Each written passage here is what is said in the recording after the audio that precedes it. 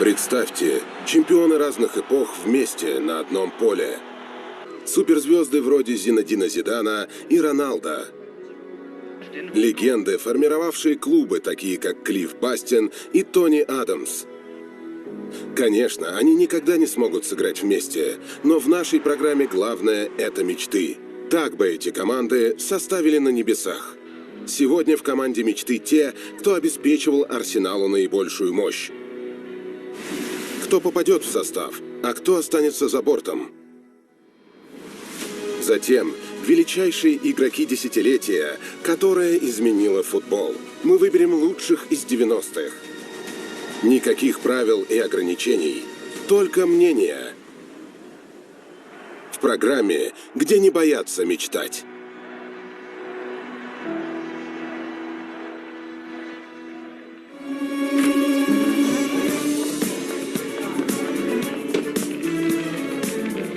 I don't listen to what he says. Got a special one?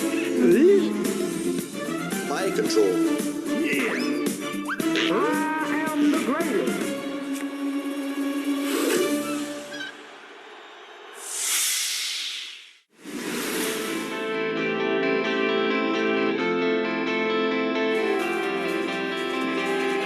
Арсенал – один из самых успешных клубов в английском футболе.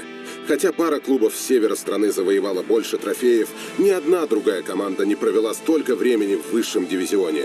Канониры выиграли свой первый крупный трофей Кубок Англии 1930 года под руководством тренера Герберта Чепмена. И хотя он умер от пневмонии в 1934-м, трофеи продолжали поступать в клуб на протяжении десятилетий. Но лишь с приходом француза Арсена Венгера в 1996 году Арсенал вернул себе былой успех. Венгер дважды выигрывал дубль, Премьер-лигу и Кубок Англии, а в сезоне 2003-2004 годов снова стал чемпионом, не проиграв ни одного матча. За это команда получила прозвище «Непобедимые».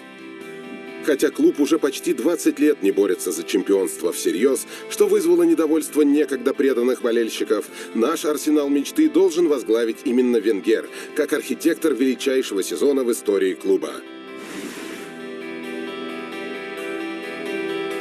Команда выйдет в расстановке 4-3-3 с жесткой полузащитой и тройкой нападающих, постоянно находящихся в движении и играющих в захватывающем атакующем стиле. Но сначала тот, кому адресована самая известная кричалка клуба, где идеальный результат 1-0 в пользу Арсенала.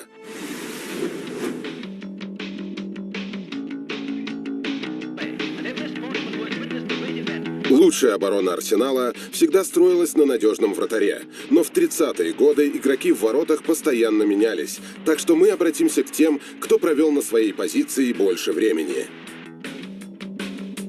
Боб Уилсон был признан лучшим игроком клуба в сезоне 70-71 годов, когда Арсенал сделал дубль, а Йенс Лемон стоял в воротах в сезоне непобедимых. Но особенно выделяется 13 лет титулов и службы клубу Дэвида Симона.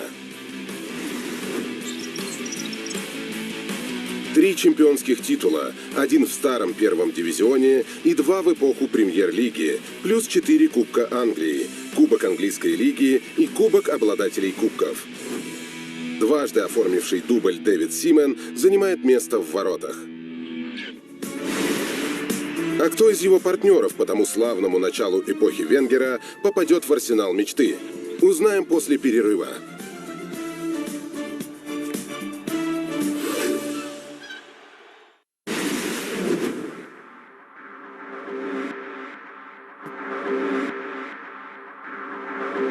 При выборе игроков для Арсенала мечты чаще всего вспоминаются 2 эпохи. 30-е годы, когда клуб утвердился в английском футболе как значимая сила, и первое десятилетие эры Арсена Венгера, принесшее 2 дубля и 1 сезон без поражений. На звание лучшего правого защитника претендуют Том Паркер из 30-х, Ли Диксон, входивший в оба состава, сделавших дубль, и Лорен из непобедимых. Паркер был капитаном команды, выигравшей первый Кубок Англии в 30-м году и годом позже завоевал титул первого дивизиона. Камерунец Лорен проявил себя в обороне в сезоне дубля 2002 года и 2 года спустя попал в команду года по версии профессиональной футбольной ассоциации. Но список заслуг Диксона включает 3 Кубка Англии и 4 чемпионских титула, начиная с захватывающего сезона 88-89 годов и заканчивая дублем 2002 года. Он наш выбор на позицию правого защитника в команде мечты. Как и Диксон, Тони Адамс завершил карьеру после дубля 2002 года, но его статус одного из величайших игроков клуба делает его одним из первых кандидатов. Адамс был прирожденным лидером и в качестве капитана 4 раза выигрывал чемпионат в 3 разных десятилетиях, а также трижды Кубок Англии, включая, конечно, 2 дубля. Он 4 раза попадал в команду года по версии профессиональной футбольной ассоциации и вошел в команду века.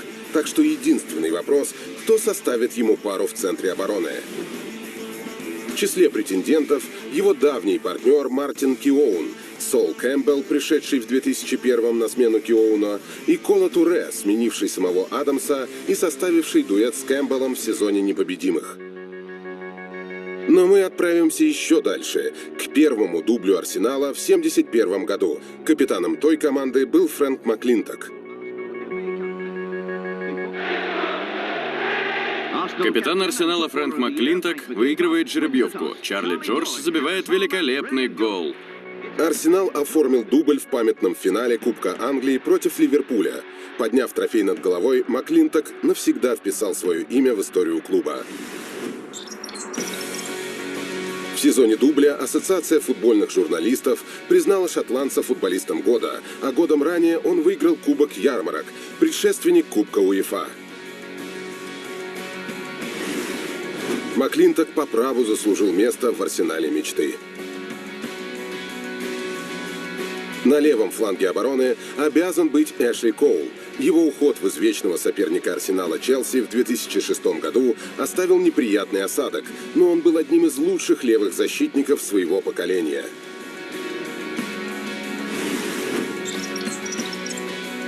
Коул дважды выигрывал Премьер-лигу и трижды Кубок Англии. Профессиональная футбольная ассоциация 4 раза включала его в команду года, причем 3 из них за игру в Арсенале. Несмотря на свои заслуги, великий капитан 30-х Эдди Хепгуд не попадает в состав, а Эшли Коул занимает место слева и завершает линию защиты команды мечты.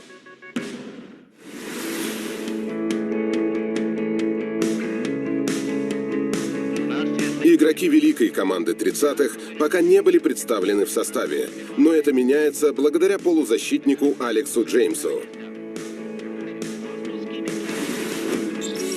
Творческий игрок центра поля Джеймс выиграл 4 титула первого дивизиона и 2 Кубка Англии и завершил карьеру в 1937 году.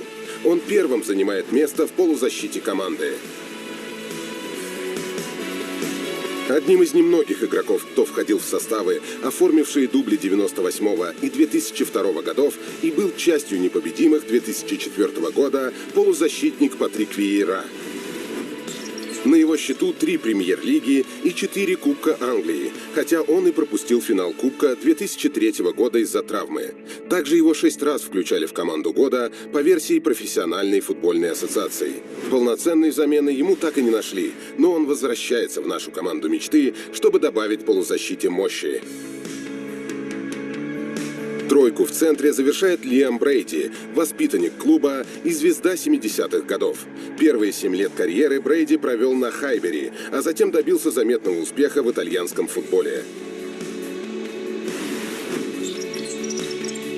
Хотя единственным трофеем с Арсеналом для него остался Кубок Англии 1979 года, профессиональная футбольная ассоциация признавала его игроком года и трижды включала в команду года. Брейди, один из величайших ирландцев в истории футбола, занимает место слева в полузащите.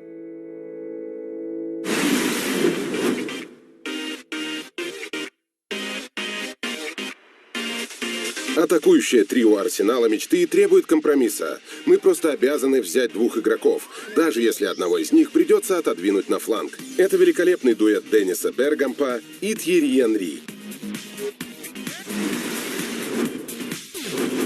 Бергамп пришел в 95-м на 4 года раньше Анри, и поэтому у него на 1 чемпионский титул и Кубок Англии больше, как раз тот самый дубль 98-го года.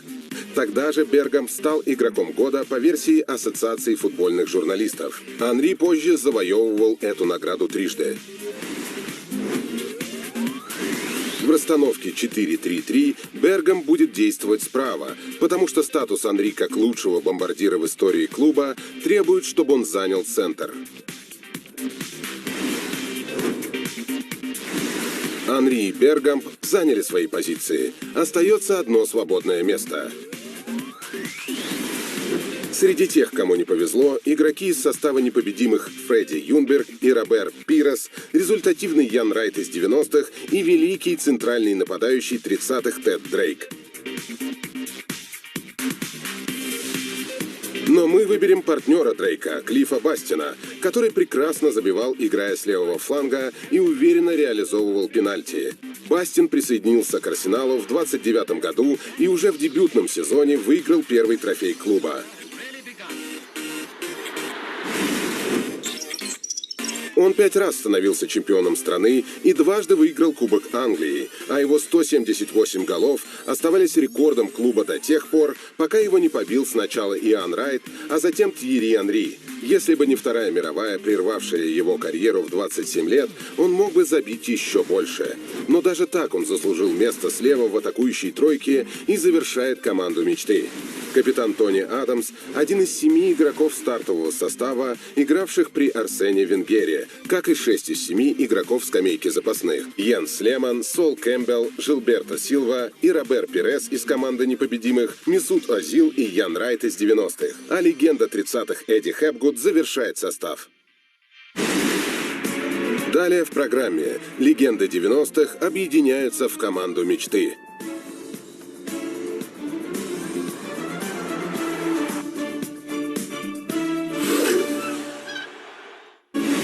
На сегодня наше время истекло. А кто в вашей идеальной команде 90-х и в звездном составе Арсенала? Выбор большой, поэтому решайте сами. И пусть не угасают споры.